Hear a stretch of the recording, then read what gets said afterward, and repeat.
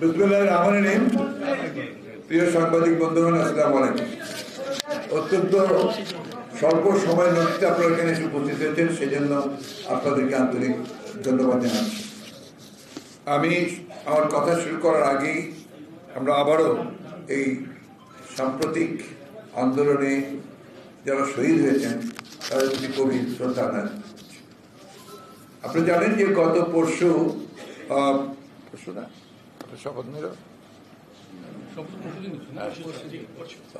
পরশু সন্ধ্যায় আপনার নতুন অন্তর্বর্তীকালীন সরকার শপথ নিয়েছে, গঠন হয়েছে এবং তারা তাদের কাজ এখনো অফিস করেননি, সম্ভবত আজ থেকে তারা অফিস করা শুরু করেছে, কাজ করতে শুরু করেছে।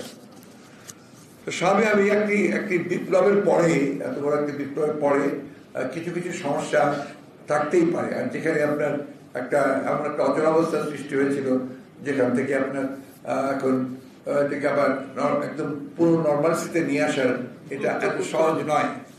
এটা স্বাভাবিকভাবেই ইট টেকস টাইম এবং সেই কাজগুলো খুব দ্রুততার সঙ্গে সবাই কাজ করার চেষ্টা করছে। আপনারা জানেন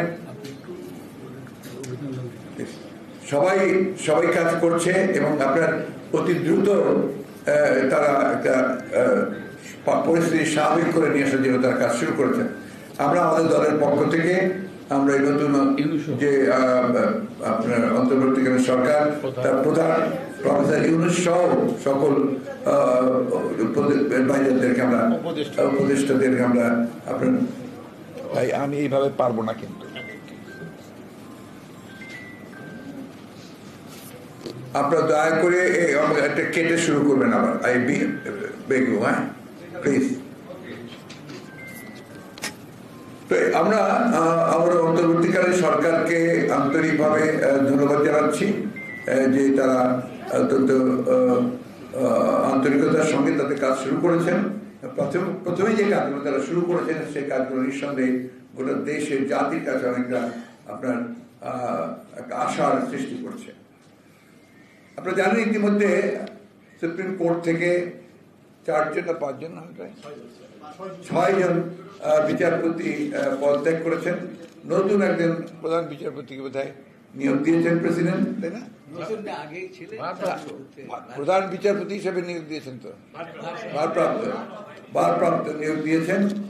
এটা আমরা মনে করি যে গণতন্ত্রের জন্য এটাও একটা অত্যন্ত সুখবর, কারণ যে অবস্থা সৃষ্টি হয়েছিল আপনার বিচার বিভাগে সেটা অনেকাংশে একটা মুক্ত হবে বলে আমরা বিশ্বাস করি।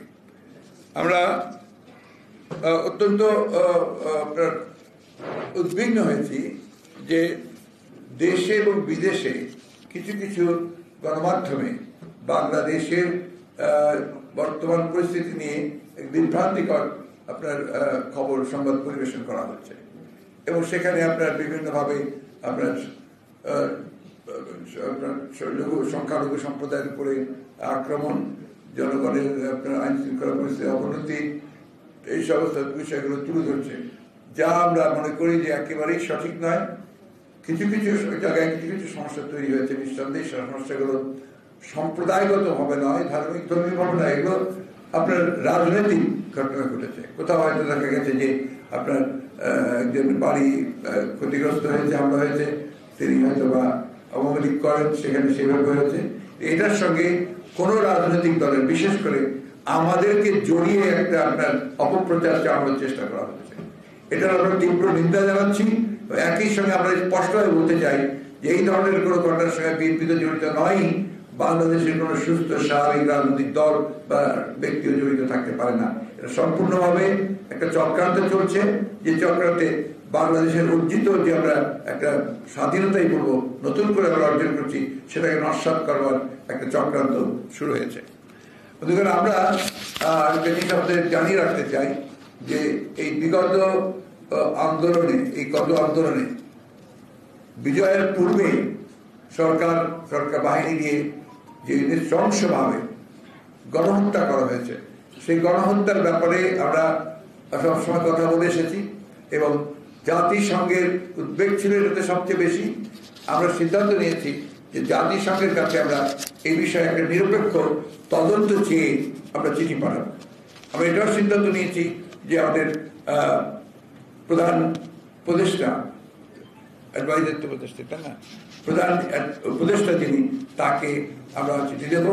একই সঙ্গে আপনার ইউএই, যেখানে আপনার আমাদের প্রায় 50 জন শ্রমিককে বন্দী করা হয়েছে এই আন্দোলনের সমর্থন দেওয়ার জন্য, আমরা তাদের মুক্তির জন্য আমরা এই সরকারকে উদ্যোগ নেওয়ার জন্য আমরা চিঠি দেব।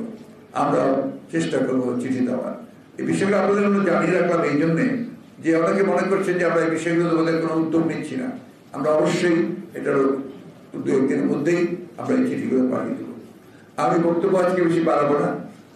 আমি শুধু আপনাদের কাছে একটাই অনুরোধ জানাবো যে আপনারা দায়িত্বশীল সংবাদকর্মী, আপনারা সব সময় বাংলাদেশের স্বাধীনতার সার্বভৌমত্ব, গণতন্ত্রকে সমুন্নত রাখার জন্য আপনাদের ভূমিকা রেখেছেন। আপনি দয়া করে এমন কোন সংবাদ যেন পরিবেশিত না হয় যে সংবাদের দ্বারা মানুষ বিভ্রান্ত হবে এবং এই যে বিজয়, এই বিজয়কে আপনার ব্যাহত হবে। এটা আমার বিশেষ অনুরোধ আপনাদের কাছে। সবশেষে আবারও আমি আপনাদেরকে ধন্যবাদ জানিয়ে আমি আমার বক্তব্য শেষ করছি। আজকে আমি আর অন্য কোনো বিষয়ে কথা বলতে চাইছি না। ধন্যবাদ।